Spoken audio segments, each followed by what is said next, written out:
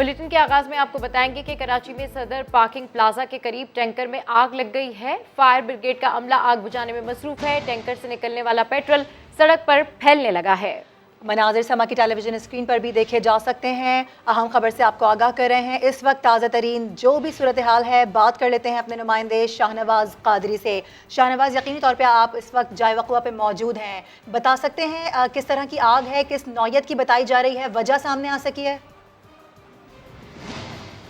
देखिए, बिल्कुल इस वक्त मैं पार्किंग प्लाजा पे मौजूद हूँ। 11:03 पे यहाँ पर एक पेट्रोल पंप वाक़ है, उसमें आग लगी थी। आग यहाँ पर एक ऑयल टैंकर था, उसमें लगी थी। जो यानी शाहिदीन हैं वो बताते हैं कि ये ऑयल टैंकर पेट्रोल देने आया था, पेट्रोल खाली कर रहा था, उस दौरान इसमें आग भड़क उठी। आग बाद जो है फायर ब्रिगेड की गाड़ियों को बुलाया गया। इस वक्त सूरत हाल यहाँ है ये है कि 6 गाड़ियाँ इस वक्त आग पर काबू पाने की कोशिश कर रही हैं। ऑयल टैंकर के अंदर जो है पेट्रोल मौजूद था। जो आग फाइटिंग की जा रही है, ऑयल टैंकर को खाली कर दिया गया था, तो उसका जो पेट्रोल है वो सड़क पर मौजूद है और उसमें बार बार आग लग रही है। पानी के साथ इसमें फोम भी इस्तेमाल किया जा रहा है। मेरे अगर कैमरामैन राशिद आपको दिखा सकें तो आपको नजर आ रहा होगा, तकरीबन 1 घंटा गुजर चुका है, इस आग पर काबू नहीं पाया जा सका है। फायर ब्रिगेड की यहाँ पर गाड़ियाँ मौजूद हैं, अमला मौजूद है, रेस्क्यू मौजूद है, इसके अलावा पुलिस और रेंजर्स के एहलकार मौजूद हैं। यहाँ से 2 लोगों को दूर रखने की कोशिश की जा रही है, क्योंकि जो सड़क पर इस वक्त पेट्रोल फैला हुआ है उसमें बार बार आग लग रही है। कई मरतबा ऐसा हमने देखा है कि जो पाइप्स हैं इनके, जो फायर ब्रिगेड के, उसमें भी आग लगी है और फायर ब्रिगेड की जो गाड़ी थी उस तक आग पहुंचते पहुंचते रह चुकी है और वो खतरनाक हो सकता था। इस वक्त ये किसी वक्त भी यहाँ पर बड़ी आग लग सकती है। पेट्रोल पंप पे भी हमने देखा कि क्योंकि पानी चारों तरफ फैला हुआ है, उसके अंदर पेट्रोल मौजूद है और पेट्रोल पंप के अंदर फ्यूल टैंक मौजूद है, वो इस वक्त फुल है, उसमें भी आग लग सकती है। इस वक्त यहाँ पर एक जख्मियों को अस्पताल मुंतकिल किया है, जिसके हाथ में मामूली चोट आई थी, लेकिन फिलहाल कोई जख्मी या कोई बड़ा नाखुशगवार वाक़या नहीं पेश आ सका है। फायर फाइटिंग की कोशिश की जा रही है। यहाँ पर जो दोनों ट्रैक है पार्किंग प्लाजा के, ट्रैफिक के लिए बंद कर दिया गया है। रेंजर्स हुकाम की जानिब से लोगों को दूर रखा जा रहा है। मीडिया का हज़रात जो हैं वो भी इससे दूर हैं। इसके अलावा यहाँ पर पुलिस जो मौजूद है, जो तमाशी हैं, उनको हटाने की कोशिश इसके कर रही है। आसपास का जो इलाका है वो रिहायशी इलाका है, उस सिलसिले में कोई अपडेट्स हैं आपके पास? क्या उसको भी खाली कराया जाएगा? क्योंकि जिस तरह से फुटेजेस सामने आ रही हैं वो तो लग रहा है कि इतनी जल्दी आग पर काबू नहीं पाया जा सकेगा।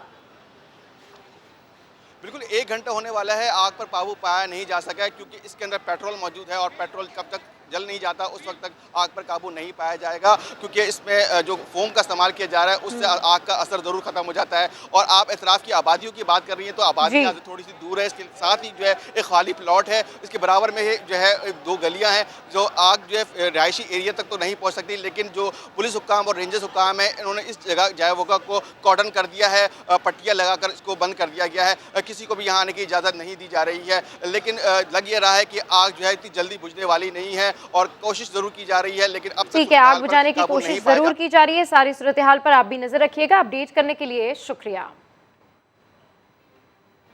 एक और आग लगी है, आपको बताएं कराची के इलाके 3 हट्टी के करीब झुग्गियों में भी आग लगी, सामान जलकर राख हो गया। कोई जानी नुकसान नहीं हुआ। फायर ब्रिगेड की 4 गाड़ियों की मदद से आग पर काबू पा लिया।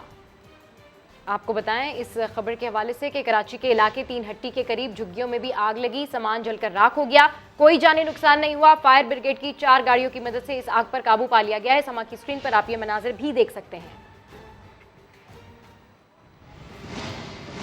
अटक से अफसोसनाक खबर दें आपको, फारूक आजम कॉलोनी के एक घर में गैस लीकेज से धमाका हुआ, जिसके बाद घर में आग लग गई है। आग से झुलसकर 9 अफराद जख्मी हो गए। आपको बताएं कि अफसोसनाक वाकया फारूक आजम कॉलोनी में पेश आया, जहां शादी की तकरीब के मेहमान मेहंदी की रस्म अदा करके घर पहुंचे। आपको ये बताते चलें कि बिजली का बटन ऑन करने के साथ ही जोरदार धमाका हुआ और साथ ही आग भड़क उठी, जिसने पूरे घर को लपेट में ले लिया। आग से झुलसकर 6 खवातीन समेत 9 अफराद जख्मी हो गए हैं, जबकि रेस्क्यू 1122 ने पहुंचकर आग पर काबू पाया। तमाम जख्मियों को अस्पताल मुंतकिल किया गया, जहां डॉक्टर्स ने खातून समेत 3 अफराद की हालत तशवीशनाक बताई है, जिन्हें रावलपिंडी मुंतकिल कर दिया गया। मुतासिरा खानदान लाहौर से शादी में शिरकत के लिए आया था। धमाका इतना शदीद था कि अतराफ के घरों को भी नुकसान पहुंचा।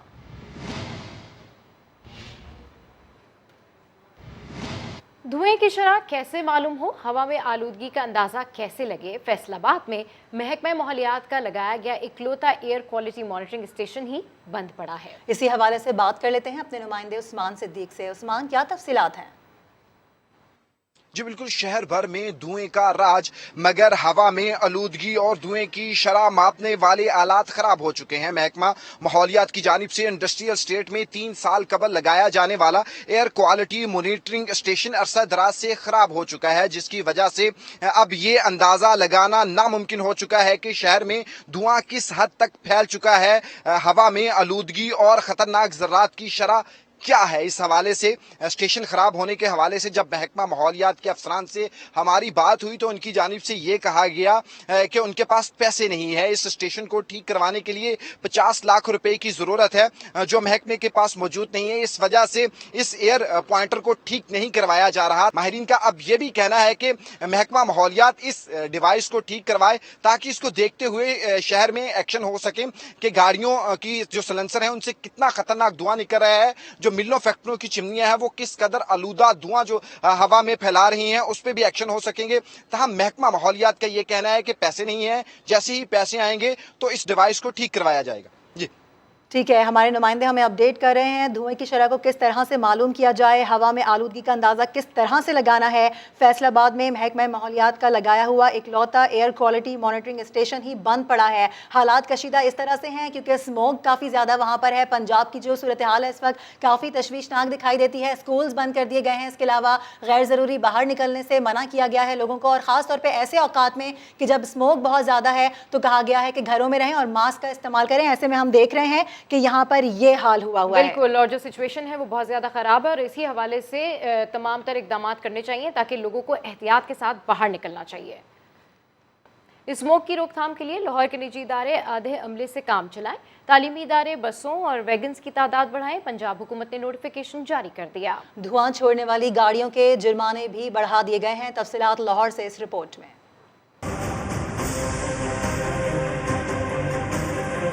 स्मोग में सांस लेना महाल, अदालती अहकामात पर पंजाब हुकूमत के इकदामात, फजाई आलूदगी के तदारुक के लिए अहम नोटिफिकेशन जारी कर दिया। लाहौर मेट्रोपॉलिटन की हदूद में आने वाले निजी इदारे 50% मुलाजमीन के साथ काम के पाबंद होंगे, बाकी अमला घर से काम करेगा। नोटिफिकेशन में हदायत की गई है कि तालीमी इदारे तलबा के पिक एंड ड्रॉप के लिए गाड़ियों की इस्तेदाद को 50% तक बढ़ाएं ताकि निजी गाड़ियां सड़कों पर कम से कम आएं। नोटिफिकेशन के तहत अब फजाई आलूदगी का बायस बनने वाले भट्टों और फैक्ट्रियों को 1 लाख रुपए तक जुर्माने किए जाएंगे। धुआं छोड़ने वाली गाड़ियों का 2000 रुपए चालान होगा। तर्जुमान पंजाब हुकूमत हसन खावर कहते हैं कोशिश कर रहे हैं भारत भी इस मसले के हल के लिए काम करे। जो भी रिसोर्सेज किसी डिपार्टमेंट को चाहिए इस मसले पे काबू पाने के लिए वो उनको मुहैया किए जाएंगे। हिंदुस्तान के हवाले से ये मसला सिर्फ हमारा नहीं उनका भी है और हमारी उनसे दरख्वास्त भी है कि वो अपने अवाम की बेहतरी के लिए भी इस पे काबू पाएं और जाहिर है कि हमारे पे भी जो इसका असर होता है उस पे भी उससे काबू पाया जाए। स्मोक पर काबू पाने की हिकमत अमली के तहत कमिश्नर ऑफिस में 1 माह के लिए आधी गाड़ियों को पार्क कर दिया गया है। तो लाहौर की सिचुएशन आपको बताते हैं कि लाहौर में स्मोक का राज 13वें रोज भी खत्म न हो सका। शहर की फिजा आलूदा है और शहरियों को सांस लेने में दुश्वारी का सामना करना पड़ रहा है। इस हवाले से मजीद तफसीलात जानते हैं जहांगीर खान से। जी जहांगीर खान, अपडेट कीजिए। गैर मुल्की वेबसाइट के मुताबिक लाहौर आज मुसलसल 13वें रोज़ भी दुनिया भर में फ़िज़ाई आलूदगी में पहले नंबर पर है। शहर का एयर क्वालिटी इंडेक्स 377 रिकॉर्ड किया गया है। इलाकों की बात की जाए तो डिफेंस फेज़ 8 का एयर क्वालिटी इंडेक्स 506 रिकॉर्ड किया गया, जबकि कोट लखपत का एयर क्वालिटी इंडेक्स 480 है। ये 2 इलाके शहर के आलूदा तरीन इलाके जो हैं वो करार दिए जा रहे हैं। ऐसे में तिबी माहिरीन का कहना है कि शहरी गैर ज़रूरी तौर पर घरों से बाहर ना निकलें, निकलना ज़रूरी है तो फेस मास्क और ऐनक का इस्तेमाल करें। इंतज़ामिया की जानिब से शहर की फ़िज़ा को बेहतर बनाने और फ़िज़ाई आलूदगी के ख़ात्मे के लिए दावे तो बहुत किए गए हैं, लेकिन अमली इक़दामात अभी तक दिखाई नहीं दे रहे, क्योंकि आज भी मुख्तलिफ इलाकों में फैक्ट्रियाँ धुआं छोड़ रही हैं और शहर की मुख्तलिफ सड़कों पर धुआं छोड़ने वाली गाड़ियाँ रवां दवा हैं। इंतज़ामिया का यह दावा है कि गुज़िश्ता 30 दिनों के दौरान 30,000 से ज़ायद चालान धुआं छोड़ने वाली गाड़ियों के किए जा चुके हैं और 147 गाड़ियों को धुआं छोड़ने पर बंद किया गया। लेकिन इसके बावजूद शहर की फ़िज़ा आलूदा है और लाहौर के बासियों को सांस लेने में दुश्वारी का सामना करना पड़ रहा है। ठीक है, अपडेट करने के लिए। डेंगू के वार्ड जारी। रावलपिंडी में 24 घंटे में 31 नए केसेस रिपोर्ट हुए हैं। इस्लामाबाद में 26 मरीजों में डेंगू की तस्दीक हुई है। आपको डेंगू के हवाले से अपडेट कर रहे हैं कि डेंगू के जो वार हैं वो मुसलसल जारी हैं और रावलपिंडी में 24 घंटे में 31 नए केसेस रिपोर्ट हुए हैं। इस्लामाबाद में 26 मरीजों में डेंगू की तस्दीक हुई है।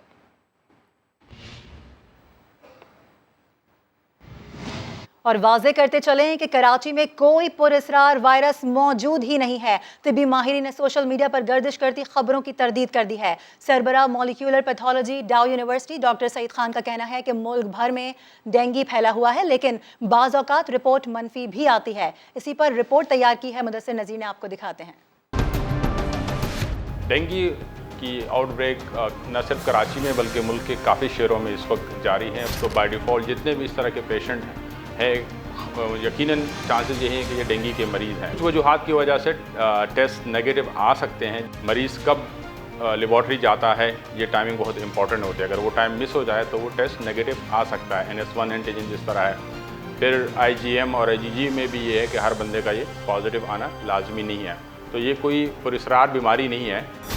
डेंगू के 4 सीरोटाइप्स हैं, DEN 1, 2, 3 और 4।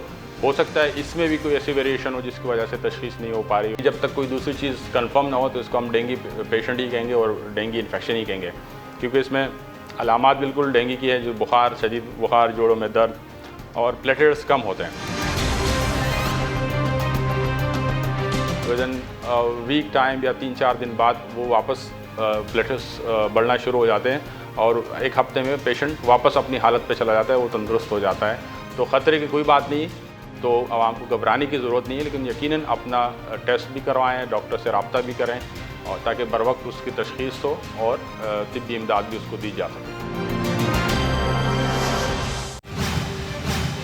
बुलेटिन में आगे देखिए, पंजाब में बल्दियाती इंतखाबात कब होंगे? लाहौर की बैंकिंग कोर्ट ने अपोजिशन लीडर कौमी असम्बली शहबाज शरीफ और हमजा शहबाज की अबूरी जमानत की दरखास्तों में 11 दिसंबर तक तौसी कर दी। शहबाज शरीफ कहते हैं कि शुगर मिल्स का कारोबार बच्चों का है, इससे मेरा कोई लेना देना नहीं है। इस हवाले से रिपोर्ट कर रहे हैं अरशद अली। शुगर मिल्स के लेन देन के जरिए मनी लॉन्ड्रिंग के मुकदमे में FIA ने अदालत को बताया कि शहबाज शरीफ के शरीक मुल्जिम मोहम्मद उस्मान ने अबूरी जमानत करवाई है, लेकिन शामिल तफ्तीश नहीं हो रहा, लिहाजा तफ्तीश मुकम्मल करने के लिए मोहलत दी जाए। इसी दौरान शहबाज शरीफ ने रोस्टम पर आकर कहा कि वो कभी शुगर मिल्स के बोर्ड ऑफ डायरेक्टर में शामिल नहीं रहे। मुझे झूठे मुकदमे में मुलव्वस किया गया, जिस पर FIA के प्रोसिक्यूटर ने अदालत को बताया कि शहबाज शरीफ पर इल्जाम है कि इन्होंने छोटे मुलाजमीन के नाम पर बैंक अकाउंट खुलवाकर मनी लॉन्ड्रिंग की है, जिसकी बाकायदा दस्तावेजात मौजूद हैं। अदालती कार्रवाई के बाद लीगी रहनुमा तातार ने मीडिया से गुफ्तगू करते हुए कहा कि इमरान खान को बेवकूफ बनाने वाले शख्स शहजाद अकबर हैं। तो कौन सा अमर है जिसके तहत FIA को पिछले 1.25 साल से चालान जमा कराने से रोका हुआ है? तारीख पे तारीख लिए जा रहे हैं, मगर इंसाफ की बात नहीं करते। अदालत के बाहर लीगी कारकुनों ने शहबाज शरीफ और हमजा शहबाज के हक में नारेबाजी की। पेशी के मौके पर सिक्योरिटी के सख्त इंतजाम किए गए थे। कैमरामैन खावर महमूद के साथ अरशद अली, समा, लाहौर। इमरान खान घबराने का वक्त शुरू हो चुका। बिलावल भुट्टो का नौशेरा जलसे से खिताब, कहा मुल्क को मुश्किल में धकेलने वालों को पकड़कर हिसाब लेंगे। बिलावल ने छीन रहा है कप्तान, रोटी कपड़ा और मकान का नया नारा भी लगा दिया। इस मौके पर वफाकी वज़ीर दिफा परवेज खटक के भाई लियाकत खटक ने PP में शमूलियत का ऐलान भी किया। तब्दीली पसंद आया, ये तब्दीली नहीं तबाही है। आज छीन रहा है कप्तान रोटी कपड़ा और मकान। 70 साल का खिलाड़ी है जो नौजवानों का नाम लेके आपको बेवकूफ बनाने की कोशिश कर रहा था, अब वो बेनकाब हो चुका है। खान साहब आपका वोट पे डाका डालने की कोशिश कर रहा है।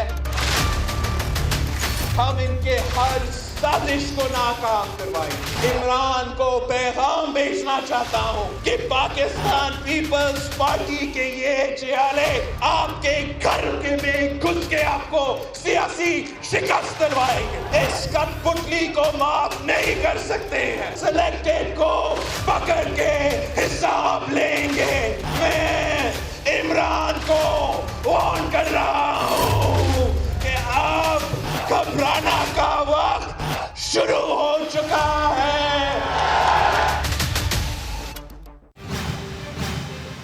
एक और हफ्ता जेब पर भारी, तफसील जानिए कुछ ही देर में। और अब आपको बताएं कि पीडीएम आज पेशावर में महंगाई के खिलाफ रैली निकालेगी।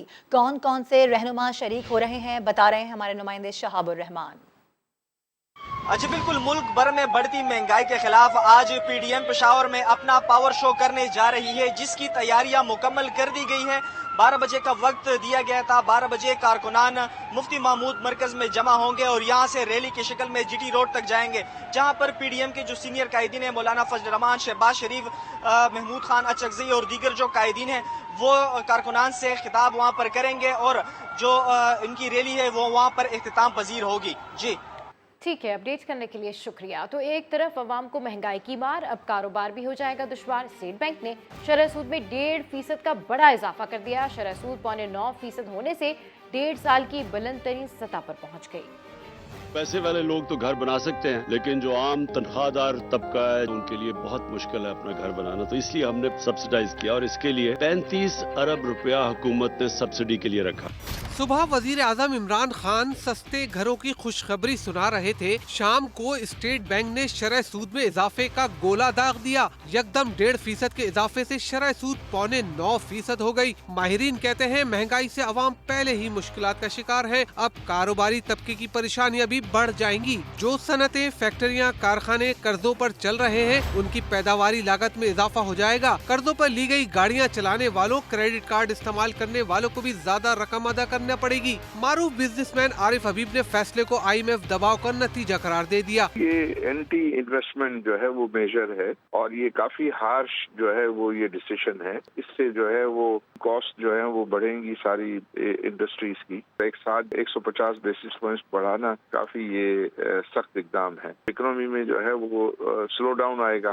चेयरमैन AKD ग्रुप अकील करीम डैडी ने भी हैरत का इजहार किया। तो एक्सपेक्ट कर रहे थे कि क्योंकि 8.5% तो वैसे ही थी बिका था, तो इसका मतलब तो यही था, मिनिमम उन्होंने 8.5 तक लिखना था। तो हमारी एक्सपेक्टेशन से 1/4% ज्यादा बढ़ा है, क्योंकि ये मार्केट जब आपने ये बजट दिया था तो आपने स्ट्रेट अवे कहा था कि हम ग्रोथ 5% ग्रोथ अचीव करेंगे। एक तरफ आपने रुपये को वीक कर दिया, दूसरी तरफ आपने इंटरेस्ट रेट बढ़ा दिए, तो इसका मतलब तो यही है कि हम फिर मॉनेटरी टाइटनिंग पे जा रहे हैं। दूसरी जानिब स्टेट बैंक का कहना है कि महंगाई और बिगड़ते तवाज़ुन अदायगी समेत दरामदात को कंट्रोल करने के लिए शरह सूद बढ़ाना जरूरी था। मरकजी बैंक ने मुस्तकबिल में शरह सूद में मजीद इजाफे का इंदिया भी दिया है। 14 दिसंबर को मॉनेटरी पॉलिसी कमेटी का इजलास फिर तलब कर लिया गया है। सैयद रिजवान आलम, समा, कराची। सिर्फ यही नहीं, आपको बताएं कि महंगाई के मारों के लिए हर हफ्ता जेब पर भारी पड़ रहा है। इस हफ्ते भी रोजमर्रा इस्तेमाल की चीजों के दाम मजीद 1% तक बढ़ गए हैं। महंगाई का जिन मजीद ताकतवर हो गया। हफ्तावार महंगाई की शरह 1% इजाफे से 18.3% पर पहुंच गई, जो 6 माह की बुलंद तरीन सतह है। महकमे शुमारियात के मुताबिक गुज़िश्ता हफ्ते जरूरत की 27 अशिया महंगी हुई। 10 अशिया की कीमतों में कमी रिकॉर्ड की गई। तेल और घी की कीमत में मजीद 10 रुपए इजाफा, औसत कीमत 379 रुपए किलो तक पहुंच गई। जिंदा बॉयलर मुर्गी 21 रुपए महंगी होकर 271 रुपए किलो हो गई। गुज़िश्ता हफ्ते अंडे 3.25 रुपए फी दर्जन महंगे हुए, औसत कीमत 185 रुपए दर्जन रही। सिंध में आटा सस्ता होने का नाम ही नहीं ले रहा। कराची में 20 किलो आटा 1400 से 1500 रुपए में फरोख्त किया जा रहा है। हैदराबाद में कीमत 1460 और सक्खर में 1340 रुपए रही। रावलपिंडी, इस्लामाबाद और लाहौर समेत पंजाब भर में 20 किलो आटे का थैला 1100 रुपए का मिल रहा है।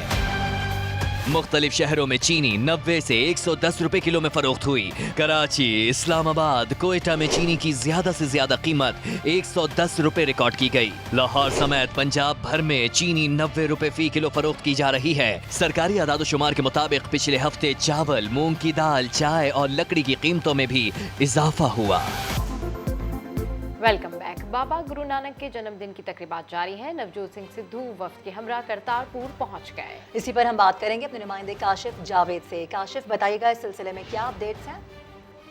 जी बिल्कुल, सिख मजहब के रूहानी पेशवा गुरु नानक के सिलसिले में ठीक है, कांग्रेस रहनुमा काशिफ, आपकी आवाज़ साफ तरीके से हम तक नहीं पहुंच पा रही है। मनाजिर हम दिखा रहे हैं। मैं कंटिन्यू करती हूँ। बाबा गुरु नानक के जन्मदिन की तकरीबात जारी हैं। नवजोत सिंह सिद्धू वफ्द के हमरा करतारपुर पहुंच गए हैं। तकरीबात का सिलसिला जारी है। शानदार उनका इस्तकबाल किया गया है। गुज़िश्ता 2 रोज़ से हम देख रहे हैं सबा कि ये तकरीबात का सिलसिला है जारी, और हर साल इसका एहतमाम भी किया जाता है। बिल्कुल, और ये इन लोगों के लिए बड़ा इमोशनल दिन होता है और पाकिस्तान के हवाले से ये लोग बहुत इस चीज़ को अप्रिशिएट करते हैं कि पाकिस्तान की जानिब से ये इक़दाम किया गया। तो अभी आपको बताएं कि करतारपुर बाबा गुरु नानक के जन्मदिन की तकरीबात का बाकायदा आगाज़ हो चुका है, जिसमें शिरकत के लिए भारतीय साबिक क्रिकेटर नवजोत सिंह सिद्धू भी करतारपुर पहुंच गए हैं। बच्चों के आलमी दिन पर अफसोसनाक वाक़या। खैरपुर में 5वीं जमात का तालिब इल्म कत्ल। सक्खर में स्कूल के बच्चों और असातिज़ा ने तालिब इल्म के कातलों की गिरफ्तारी का मुतालबा किया है। इसी हवाले से बात करेंगे अपने नुमाइंदे साहिल जोगी से। साहिल, आगाह कीजिएगा। हाँ जी, देखिए आज बच्चों का आलमी दिन है। आलमी दिन के मौके पर मुख्तलिफ स्कूलों में तकरीबात हो रही है, लेकिन सक्खर का सेनेट मेरिट स्कूल है जहाँ पर तकरीब की जगह पे यहाँ पे एहतजाज हो रहा है। इस स्कूल में पढ़ने वाला 5वीं जमात का तालिब इल्म काना सचदेव, जिसका बेदर्दी से कत्ल किया गया और अपने इलाके से उसकी जो है लाश मिली है। तो आज नन्हे बच्चे हैं जो काना के साथी हैं, वो यहाँ पे एहतजाज कर रहे हैं और शदीद नारेबाजी भी कर रहे हैं। जो उसके साथ पढ़ते थे बच्चे, हम उनसे जानते हैं कि आपके साथ पढ़ता था, आप नहीं है इस दुनिया में। वो काना मेरा बहुत अच्छा दोस्त था, वो मेरा खेलता भी था, ब्रेक भी करता था, और आज वो नहीं है तो दुख हो रहा है हमें। उसके कातलों को फांसी दी जाए। ये आप देखें कि किस तरह से नन्हे बच्चे ये मुतालबा कर रहे हैं कि काना के कातलों को सख्त से सजा दी जाए। जी, बहुत शुक्रिया आपका। और अभी आपको बताएं कि सक्खर सिविल अस्पताल में मसाइल के अंबार हैं, मरीज परेशान होने लगे हैं। इसकी वजह जान लेते हैं साहिल जोगी की रिपोर्ट में। अद्वियात हैं, ना ही एम्बुलेंस के लिए फ्यूल। सक्खर का सिविल अस्पताल सेहत की सहूलियात देने में नाकाम। दूर दराज से आने वाले मरीज शदीद परेशानी का शिकार होने लगे। सुबह से 8 बजे पहुँचे हैं, अभी तक एमआरआई नहीं निकला। वो कह रहा था कि डिस्के में नहीं है, फिल्में में नहीं है, ये कि वो तस्वीरें हैं वो मोबाइल पे निकाल रहे हैं। शिकारपुर से आए और सुबह से 9 बजे से लेकर आए और ये बोल रहे हैं कि हमारे पास फिल्में वगैरह नहीं है, ख़त्म हो गई हैं। मोबाइल पर जो है एमआरआई करके दे रहे हैं और बोल रहे हैं कि हमें जो है फिल्में नहीं है। सीटी स्कैन, एमआरआई और एक्सरे फिल्म रोल्स क्यों नहीं? मसाइल कब हल होंगे? इंतजामिया से सवाल हुआ तो जवाब कुछ यूँ मिला। जो फ्यूल का इशू था वो भी रिजॉल्व हो गया है और एक्सरे या जो भी टेस्ट हैं, फिल्में थी वो भी पहुंच गई हैं वहाँ पे। मेडिसिन का अभी इशू थोड़ा है, वो अभी 1 महीने तक फाइनल हो जाएगी। शहरियों का कहना है कि पीपल्स पार्टी हुकूमत मामले का संजीदगी से नोटिस ले और ज़बानी जमा खर्च के बजाय मसाइल फौरी हल किए जाएं। कैमरामैन शाहिद सोलंगी के साथ साहिल जोगी, समा, सक्खर। मुल्तान टीबी अस्पताल रोड पर सीवरेज के मसाइल, जगह जगह गड्ढों के बायस फायर ब्रिगेड का ऑफिस भी बंद हो गया है। मज़ीद जानते हैं शहरी की ज़बानी। मेरा नाम तौकीर शाह है और मैं टीबी रोड का रिहायशी हूँ। अरसा 6 माह से यहाँ सीवरेज का काम हो रहा है, जो कि बहुत ही परेशानी का बायस बना हुआ है हमारे इलाके के लिए। ये सामने स्कूल है, क्योंकि यहाँ से बच्चियाँ गुजर नहीं सकती। कई दफ़ा बच्चियाँ यहाँ गिर गई हैं और जो है ना उनकी वर्दी ख़राब हो जाती है, ज़्यादा वो वापस उनको जाना पड़ता है। खुदाई करके तो ठेकेदार हजरात भाग गए हैं काम छोड़कर, तो ये हमारे लिए परेशानी का बायस बना हुआ है। फायर ब्रिगेड ऑफिस है, ये ठेकेदार यहाँ पर मशीनरी छोड़कर चला गया है। यहाँ पर गाड़ी नहीं निकल सकती, खुदा न खासा कहीं भी कोई हादसा हो जाता है। खुदाई के दौरान जो है ना गैस नहीं है, गैस लाइन पैप फट गई है। हम किस अजाब में फंस गए हैं इस सीवरेज मंसूबे से।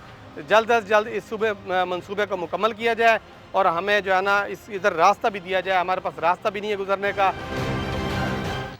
और ये खबर टिकटॉकर्स के लिए। पीटीए ने टिकटॉक पर आयद पाबंदी हटा दी है। इंतजामिया और टिकटॉकर्स ने पाबंदी खत्म करने के फैसले का खैर मकदम किया है। लाहौर से अनसफर की रिपोर्ट।